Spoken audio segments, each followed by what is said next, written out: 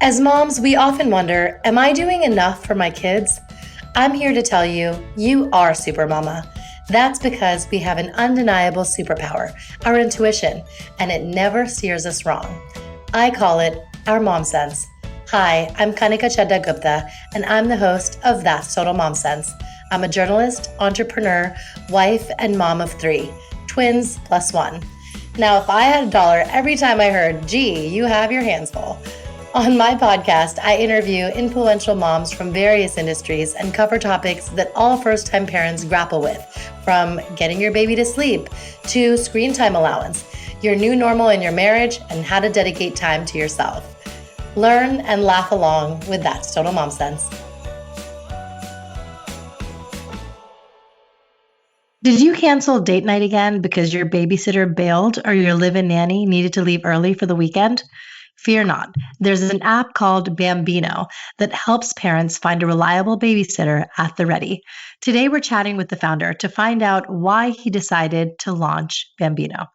Sean Greene is a proven problem solver with a track record of creating strategies that have led to the success of several companies. The former CEO of MatchCraft, a global provider of search engine marketing, SEM technology, is no stranger to devising innovative concepts.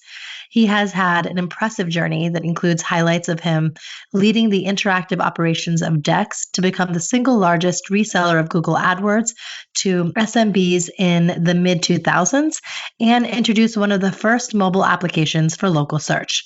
But it was his problem, one any busy parent can relate to, with managing the parental duties for his children and his career that led to the inception of Bambino. When he's not leading the charge with Bambino, Sean enjoys spending time with his family, public speaking, sailing, hiking, and cooking. He currently serves as a board member of Safety Skills, an online learning company, and enjoys serving as a mentor for other entrepreneurs. Bambino's mission is to make babysitting easy by creating a personal community where families can find sitters that live across the street, down the block, or around the corner. Sitters that are recommended by their friends and loved by their neighbors. Sean, welcome to That's Total Mom Sense. Oh, thank you, Kanika. I'm excited to be here and to talk with you today. Wonderful.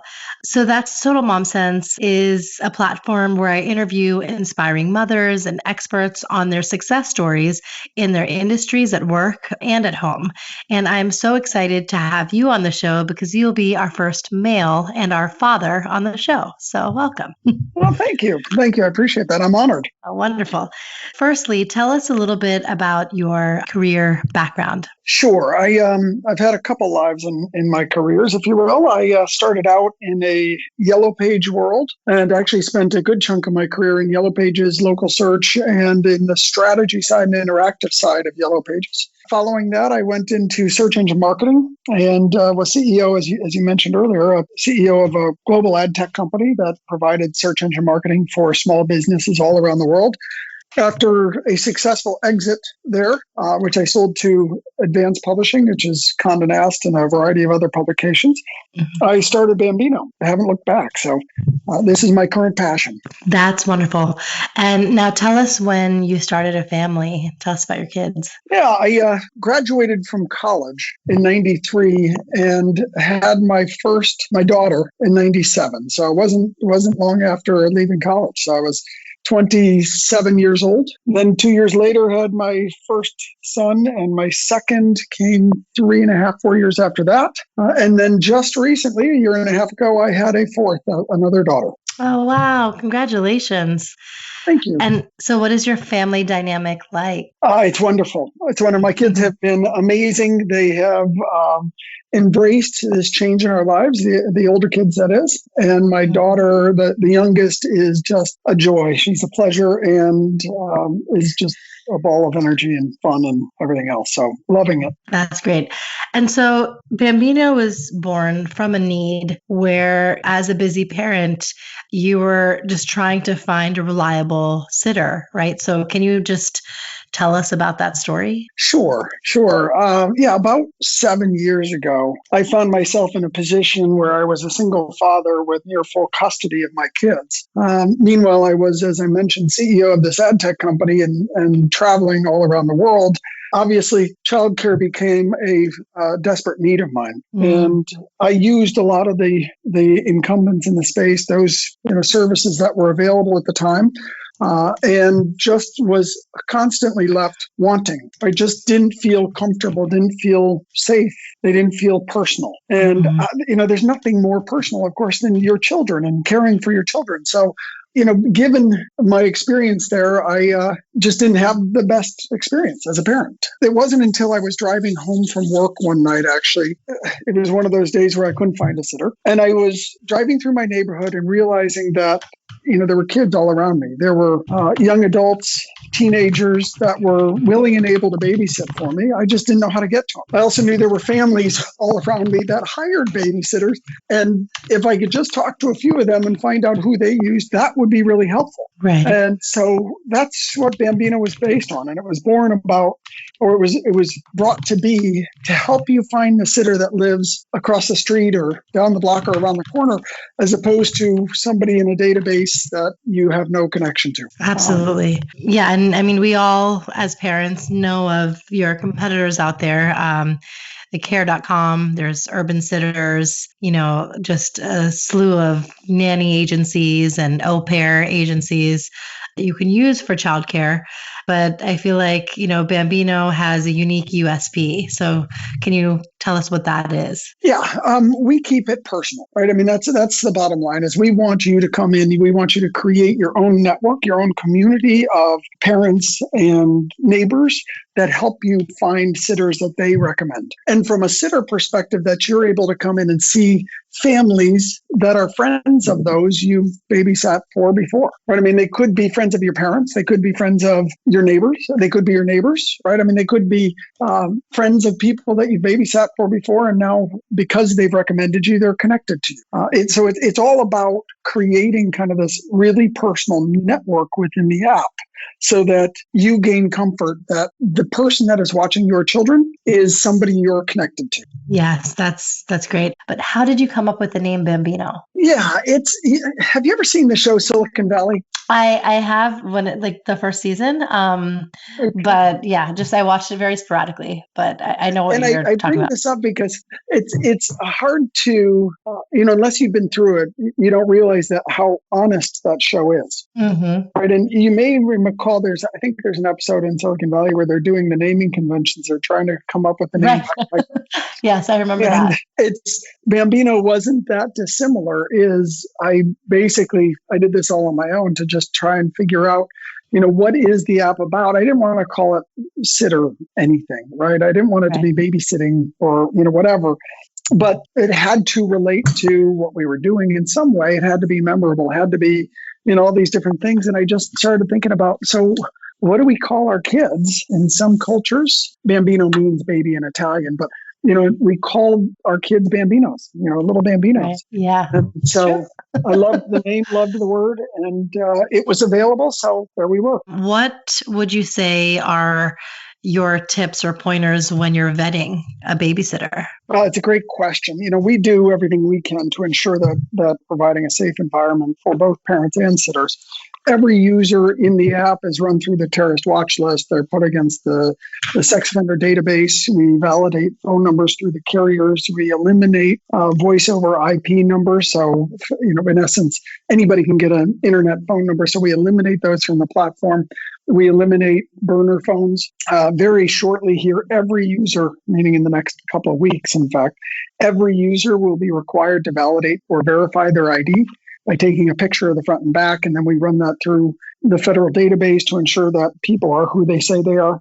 Every user has to put in payment information, either receiving payment as a sitter or making a payment as a parent. So credit card information or bank account information, and that all can be validated as well. So we do everything we can to validate these sitters and to vet them, both the sitters and the families, by the way. It's not just the sitters. What I would suggest the number one way to vet a sitter is to trust your mom sense. Yes. Right? I mean, there's I'm a huge believer in mom sense, and it is, there's nothing like it. I don't have it. I mean, I'll tell you that it's something I believe in. So the point is, though, have a sitter come early. If you need them at 6:00, have them come at 5:30. See the way they interact with your children from the outset. Do they want to be there? Are they excited about taking care of your children? Do they interact well with you? Right? If at any time you as a mom feel, I don't know about this one, cancel it. You just don't do it. It's not,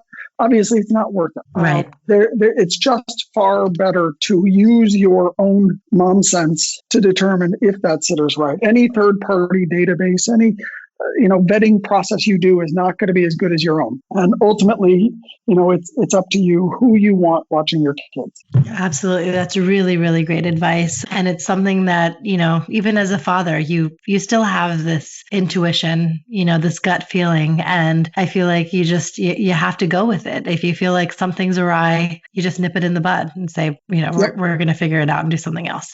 So yeah, great advice there. So Bambino is an app, right? Can you walk us through it? Yeah, sure. So yes, it is an app, and it's only an app. You can't go online and peruse the sitters and contact and hire a sitter through the website. The website's purely for informational purposes. It's an app, though, because we want that information to be totally secure. Booking a sitter, you have the means to then transact via the app itself, because you find, book, and pay them all through the app. Right? So we try and make it super easy for parents. When you log in, you can connect with Facebook, so you can connect with your friends. You can browse parents in the app to see which ones you know and connect with them. You can look at sitters and see who's recommended them, read every recommendation that's been provided. But when you go to actually request a sitter, you put in the date that you need, you put in the times that you need, and your address is already in there because you did that when you registered. Then you put the number of kids, and your kids are pre-filled if that's what, the ones that they're going to be watching, and you hit submit. Then you're going to be given a list of sitters that you get to personally choose from. Right? They're listed with their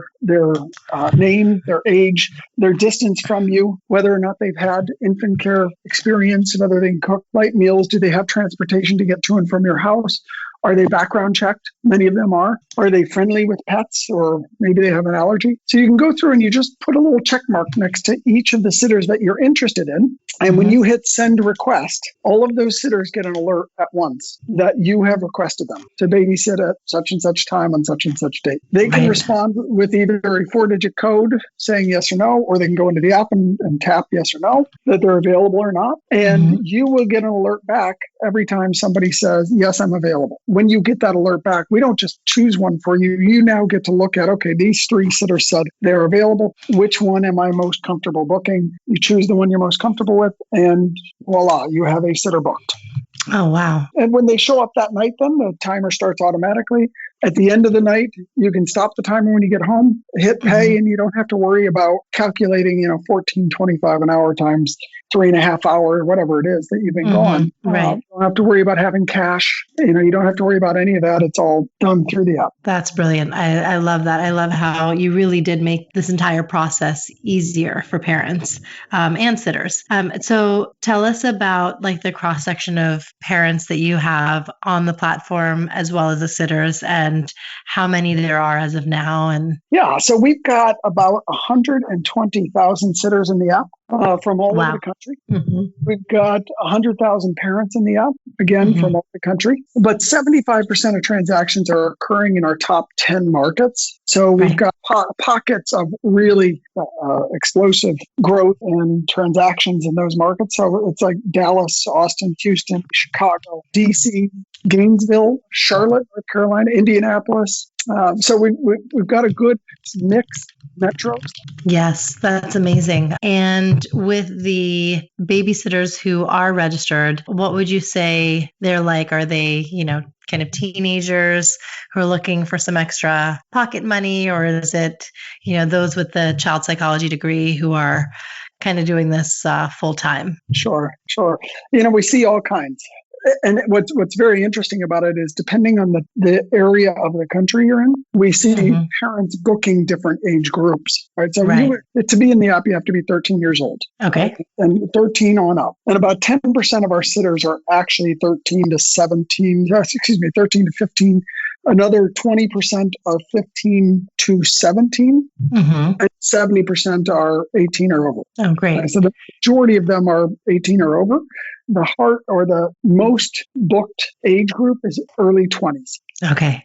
Is there a way to specify the ages of your kid? Because, of course, taking care of a newborn or newborn or a toddler or, toddler on through middle school is a completely different ballgame. So is that something that's just easily able to be specified? Yes, actually, and it's a good question, because when you register in the app, you actually put your children's birthday. Okay. And some parents get worried about that. They're like, well, why do you need my parent's birthday? I mean, my kid's birthday. That's right. Personal information. Well, the reason we do that is so that we can tell the sitter how old your children are. Yes. And people are like, well, why don't you just ask how old they are? And we've got people in the app that have been there 3.5 years. If we didn't know the birth date, we wouldn't know when to roll their kids over to the next age. Exactly. And so by giving us their birth date, we can do that when that occurs and make sure that we're telling parents or sitters exactly how old your children are, so they're prepared for that. Right. Interestingly, though, and you mentioned whether they're an infant or a toddler or an older child, each requires its own expertise, if you will. Some might argue an infant is more difficult than a 10-year-old.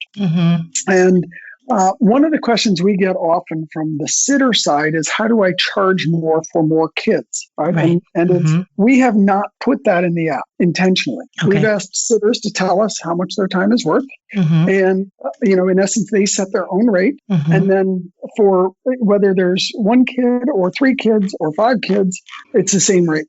Oh, that's great. It's because in essence, we can't determine, is it harder to do that at night or in the morning or midday?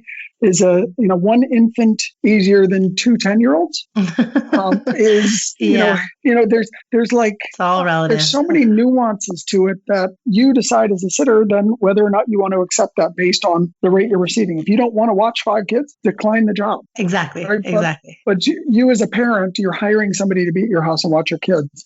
You should know how much that's going to cost, regardless of how many kids are there. Right. No, that's great. I think that it is definitely hard to streamline across the board, but we all know our kids, and it's like we know our difficult ones and our rule followers, and it's like, let's just come up with an amount that is justified. Right.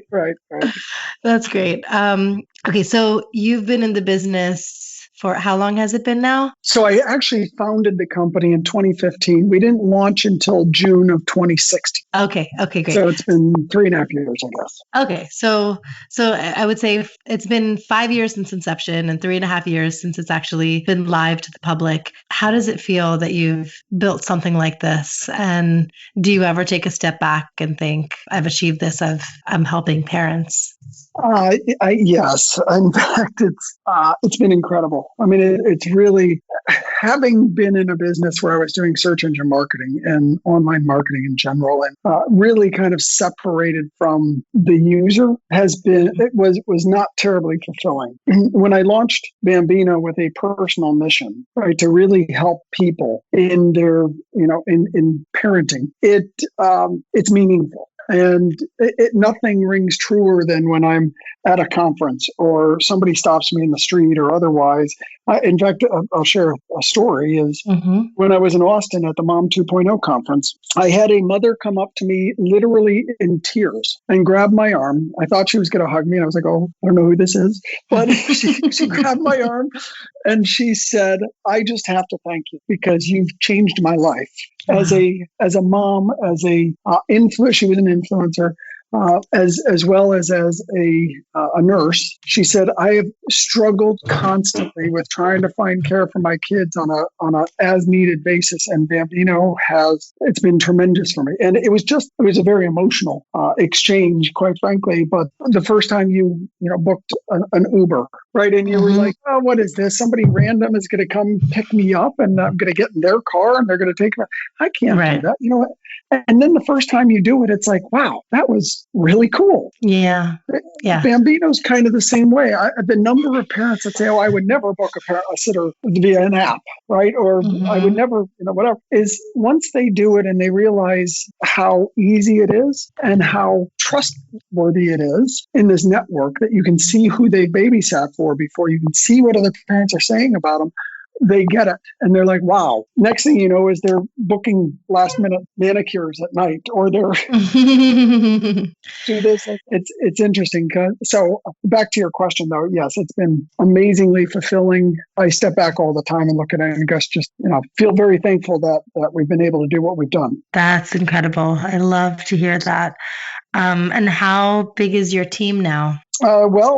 3 months ago, we were a team of 5. Now we're a team of 9. Oh, that's great.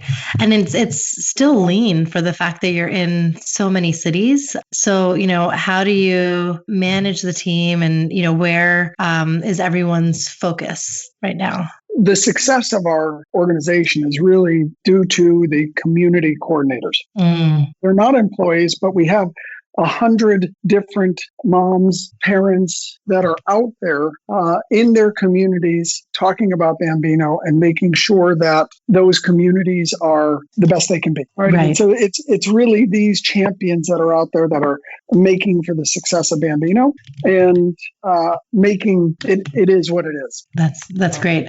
And do you have live events? Yes, without question. We do attend local events, so we'll get a table at the elementary school fair, or we'll get those kind of things where we participate. We have sitters come. We introduce those sitters to the community that's at large there, and to Bambino. And so we do engage at the very, very local level. We participate in school auctions. We go to local events that may or may not be school related as well. And in some cases, our community coordinators have participated in things like Mardi Gras, whatever it is that they deem worthy of doing, they do. Right. That's wonderful. And where do you see the company going in the next 5 years, 10 years? What are your objectives? Yeah, well, it's a good question. I'm laser-like focused as an organization. We're laser focused on making sure that we're providing the safest community we can for our parents and for our sitters. This is a very worthy endeavor that we're on, and that's really what we're focused on, is just making sure that we have the best community for our families and our sitters to find each other and transact. Now, what that manifests itself into over time, we'll see. But certainly these sitters can do a lot more than just babysit. Right? I mean, you think about the variety of different areas they can move into with their, the trust that they're creating. We'll see where that goes down the line. I also don't view this as a U.S. only endeavor. I think worldwide parents can use a little help in finding sitters they trust and that their neighbors have recommended. And so we, view in the next 5 years, we'll be going international as well. Wonderful. What kind of dad are you? That's my first priority. Right. I'm a father first. If there's anything I'm known for when I leave this world, is I hope it's for being the best father I could be. I have 4 amazing kids, and they are the light of my life. Fortunately, I had a wonderful family growing up. I know the importance of family, and I know the over the long term. So I've attempted to instill that on my kids, and I hope that they take that to their kids. But anyway, I mean, I've done everything I can to be at every event possible, to cherish every moment. And that's one of the reasons I've done it all over again, is because I knew how much I enjoyed it the first time. Right. That's amazing. So my kids span a 21-year age gap, if you will. Wow. And, That's amazing. So if you don't mind me asking, you mentioned that you're a single dad. And so if you can tell us about that, how you just problem solved your way through that. Sure. Well, and let me clarify, is I was a single father. I'm not anymore. So I did get married a few years back, and hence the new baby is after that marriage. So that's a whole nother story. That's a whole nother story in and of itself that we can talk about. But as far as how I got through it, I would suggest I had a lot of history to rely on. And I guess I mentioned the strength of my family, and specifically the example that my mom set out for me when I was growing up. All right. I mean, she is an amazing woman who always put her kids first. Right. And I don't mean she was a helicopter mom. I don't mean that she was, doting on us or anything like that. Quite the contrary, in many cases, she was, she taught us independence. She taught us to be our own person. She taught us to, to think for ourselves and do the right thing and all of that. So, as my kids were growing up and I found myself as a single parent, it was, they were my first priority. Right. And it was just making sure that I was there for them, that I provided them the environment that they could grow in and prosper, and to support them in whatever dreams they had, and make sure they were good people. And I think I've succeeded emphatically. So I'm very, very proud of each of my kids. Yeah, they're just amazing people. Oh, that's really sweet. And it's, dads like you that are such an inspiration. And, you're challenging that stereotype and the gender norms that society has placed on us. As women, we're constantly trying to disprove them. And I feel like you are someone who's doing exactly that when it comes to being an involved, dedicated father. So kudos to you. Thank you very much. I appreciate that. It's all about them, though. Yes, absolutely. And tell us about a dad sense moment that you had. So many people say to me, so did you restrict screen time? Did you, watch what they were doing? Did you, whatever?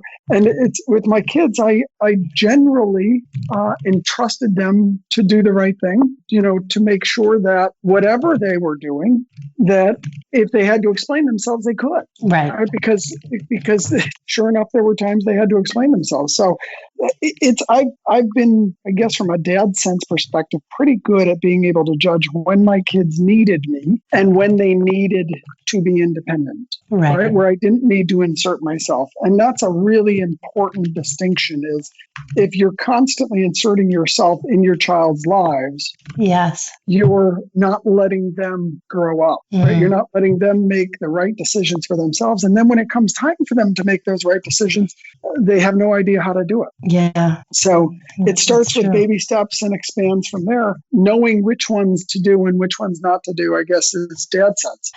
I know a lot of my listeners have young kids, as do I. I have 3-year-old boy-girl twins and a 1-year-old boy. Congratulations. Thank you. So we are really in the weeds right now. Like it's very difficult with we got through the terrible twos and potty training and, just all those milestones with our older, kids.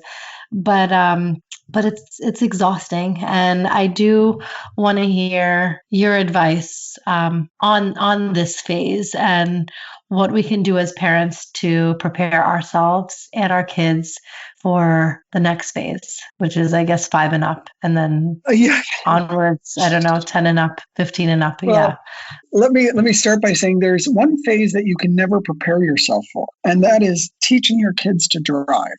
Okay. It is absolutely frightening to teach a 16-year-old or a 15-year-old, I guess, how to drive, especially on the streets of LA. Right. Which is where I was at the time. And it was, but very frightening. As for preparing for the next phase, I think really trusting yourself and trusting them is a really important aspect of that. I actually was, we're looking at now, preschools and whatnot to figure out where our 16-month-old is going to go in a year or so. Right.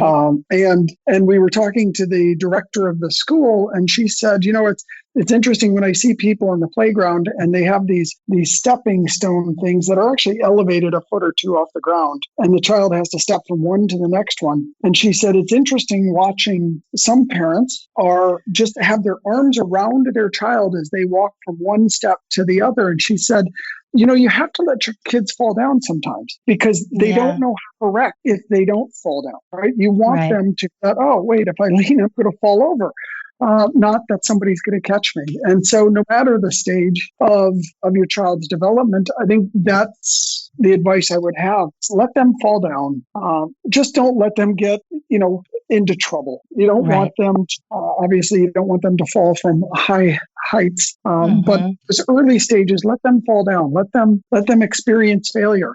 Don't please do it for them. That would be my biggest piece of advice. That's great. And I think it's something that, like you said, we can implement in any phase because, even as something as trivial as a 2-year-old picking their clothes or saying, I want to put my socks and shoes on myself.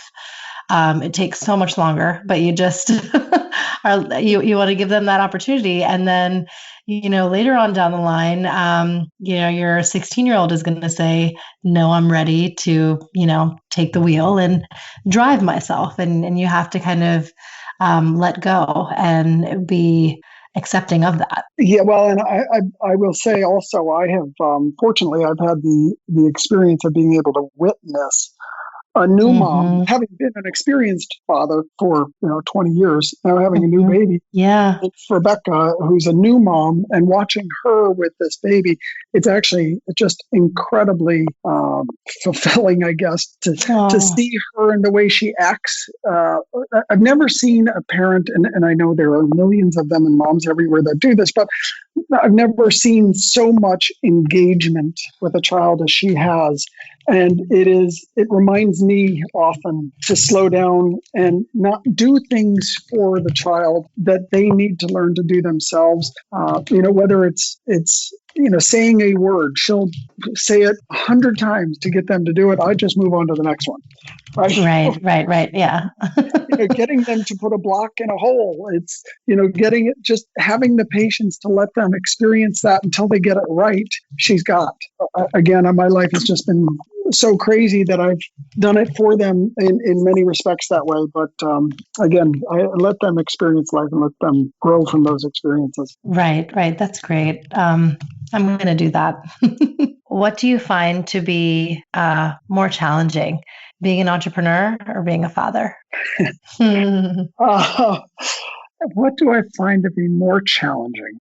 Being an entrepreneur is extremely challenging. There's a lot that you deal with on a daily basis, and trying to understand personalities and who you're, in raising money, for example, is what is it that gets one individual to see the opportunity versus another. There are people out there who want you to fail. There are people out there who are bad people. I'm actually, if there's anything that's amazed me more than anything else on this adventure, has been the bad people that just you just be amazed at how they try and cheat you and the system and the things that the lengths they go to, that you're like, if you just would put that effort towards a good endeavor, you'd be, you wouldn't have to steal from people. But anyway, so I think there's a lot of challenges in that. I think they're very different challenges than raising your children. I think there's little in life that is more challenging and more rewarding than raising children. It's everything. At the end of the day, they're what we leave behind. They are, I used to, when I was in my 20s and 30s, I would work for 12 hours a day. Building local search products or, building teams that were serving customers and selling advertising and doing, and it was like all for what? And my kids, that's a forever deal. That's when you're older and you're, reaching the end of your life, you can look back and say, what have I done in this world? And that is the one thing that without question carries forward. Right. Exactly. Let's not forget our quote of the day. Is there a quote that you live by? If anything, I guess it's just do the right thing. I like that. So simple. Whenever you look at anything, I think about, and I'm trying to think of what the quote is about character, and about, character isn't defined by what you do when people are looking, but it's what you do when they're not looking. And I think that's it's one to live by. Yes, very true. So simple, yet so profound. Yeah. It's now time for Mom Haul, when we share products we love. One of the fun segments on the show is Mom Haul. So we're going to call it Dad Haul today. Is there a product that you are just loving that you want to share? Oh, oh gosh, I'm trying to think of what the name of the app is. It's as your child is growing, it helps you find leaps in their development. Oh, wow. As a new parent, it is amazing to use to follow your child's development over time. It's called Wonder Weeks. So it creates a timeline of your child, and based on when they were born, and then it looks at the mental development of your child over that period of time. And every child goes through this very similar anyway, development about when they should be connecting, for example, memories. Right. You know, the first several weeks or months of your child, they really don't have memory. And then all of a sudden they have memory and they're like, wait a minute, I remember you. You're that person who gave me the bottle earlier, right? I mean, they connect that, and they don't understand, parents or love or any. And so the Wonder Weeks kind of goes through and helps you understand exactly what's happening in your child's development over time. And when they get that, because they can't, but my 16-month-old has like 4 words she can say. And it's right. Dada and Mama, and it's ball and duck. I think those are the 4. She can barely say yes, right? Yes. And it's so she can't tell you what she wants. And so the only communication they have up to this point is to whine. Or to complain or whatever. So she is, the Wonder Weeks would be what I would recommend, because it just helps you understand that a leap is occurring, and here are the things you can now help your child to understand the relationship between things. Yes. Oh, that's so cool. I'm definitely downloading it.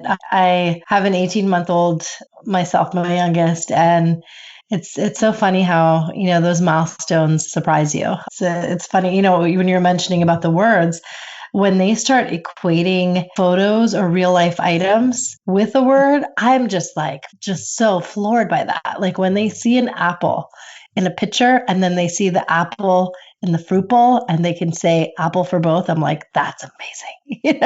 Yes. They put 2 and 2 together, they know this is what you eat. They see it outside. They see it like just in the 2D print format. They just know that's the same thing.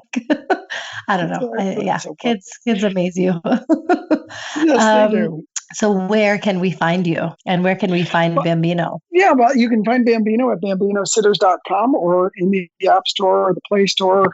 Just type in Bambino and do search in the apps, or you can type babysitting and do search. We're the #1 app in the App Store for babysitting. We've got, I don't know if it's 8,000 and some reviews now. At a 4.8, 4.9. So people love it. It is, that's where you can find Bambino. As for me, you can find me at Bambino. Or you can find me, as Sean W. Greene at gmail.com or Sean at bambinositters.com. Happy to answer any questions that anybody might have about the app. We make it personal. So really don't hesitate to reach out, and I'm happy to share my thoughts. That is wonderful. Thank you. Thank you so much for being on our show, our #1 dad to kick it off. Thank you so much. I appreciate it and loved being on it. So thank you very much. I love meeting and speaking with fathers who are active in their kids' lives and are truly devoted to them. And Sean Greene is exactly that. He came up with such a brilliant app, Bambino, where he's made babysitting easy for parents out there. I know everyone has been through this, where we're struggling to find a sitter at any point in time, no matter what your children's ages are, because it's, truly a matter of trust. Having a childcare professional come to your home, you want to vet them and you want to make sure that their intentions are good and they truly care about your kids. To, have someone that, let's say, is a college student who's home for the winter break and she wants to make some extra pocket money and she loves kids and she lives down the street from you, that's an ideal fit. And you get to know her, you can get to know her parents and her siblings and really establish a long-term connection there. And so, I think something like that where, these people who would very willingly take care of your kids are right under your nose can be found on an app like Bambino. I am offering a code. Thank you to the Bambino team for creating it. MomSense10, and that's all caps. you receive $10 off your first booking. So if you're looking for a sitter for date night this weekend, download the Bambino app and get your $10 off and give it a try. Tune into other episodes and browse my YouTube videos and blog posts on my website, that's totalmomsense.com. And if you have suggestions for guests whom I should have on my show or a problem that you're facing and you're like, you know what, Kanika, please talk about this. I want answers. Let me know. Write to me at thatstotalmomsense@gmail.com. Remember, always trust your mom sense and your dad sense. Stay strong, parents. See you next time. That's total mom sense.